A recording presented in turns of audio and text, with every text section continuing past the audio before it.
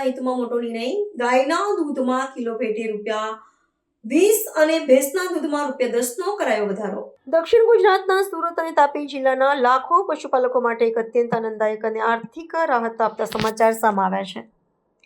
Sumul dairy દ્વારા દૂધ ખરીદ ભાવમાં નોંધપાત્ર વધારો કરવાનો મહત્વપૂર્ણ નિર્ણય લેવામાં આવ્યો છે. પશુપાલન વ્યવસાયને પ્રોત્સાહન આપવા અને પશુપાલકોને પોષણક્ષમ ભાવ મળી રહે તે હેતુથી સંસ્થાએ ગાય અને ભેંસના બંનેના દૂધના પ્રતિ કિલો ફેટના ભાવમાં વધારો જાહેર કર્યો છે, જેનો અમલ તત્કાલ અસરથી શરૂ થશે.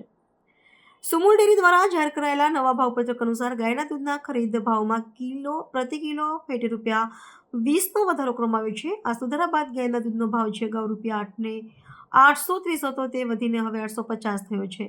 તે જ રીતે ભેંસોના દૂધમાં પ્રતિ કિલો ફેટે ₹10નો વધારો કરાયો છે. તેના પરિણામે જેનો ભાવ ₹870 હતો તે વધીને ₹880 પર પહોંચ્યો છે. આ ભાવ વધારો પશુદાણ અને ઘાસચારાના વધતા જતા ખર્ચ સામે પશુપાલકોની સીધી મદદ પૂરી પાડશે. આ નિર્ણયની વ્યાપક અસર સુરત અને તાપી જિલ્લાના ગ્રામીણ અર્થતંત્ર પર જોવા મળશે.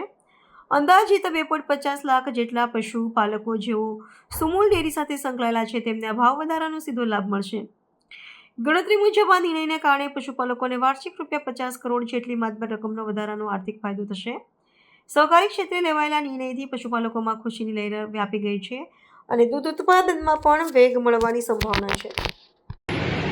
સુમુલ મેનેજમેન્ટ તરફથી ખાસ કરીને સુરત અને તાપી જિલ્લાના આજે સુમુલ સાથે 2.5 લાખ પશુપાલકો જોડાયા છે.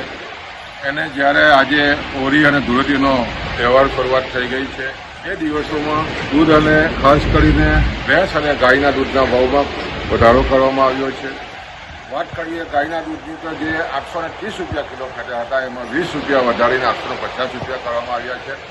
એ જ રીતે ભેંસના દૂધમાં પણ જે રીતે ₹870 હતા એ વધારીને ₹10 વધારીને ₹880 કરવામાં આવ્યા છે. એ સ્વાભાવિક છે કે પશુપાલકોમાં રાજીપો છે અને આ દૂધ વધારાને કારણે સુમુલ ડેરીએ વર્ષે દિવસે લગભગ પશુપાલકોને 50 કરોડથી પણ વધારાની આમદની મળવાની છે અને મહિને લગભગ 4 કરોડની આમદની મળવાની છે.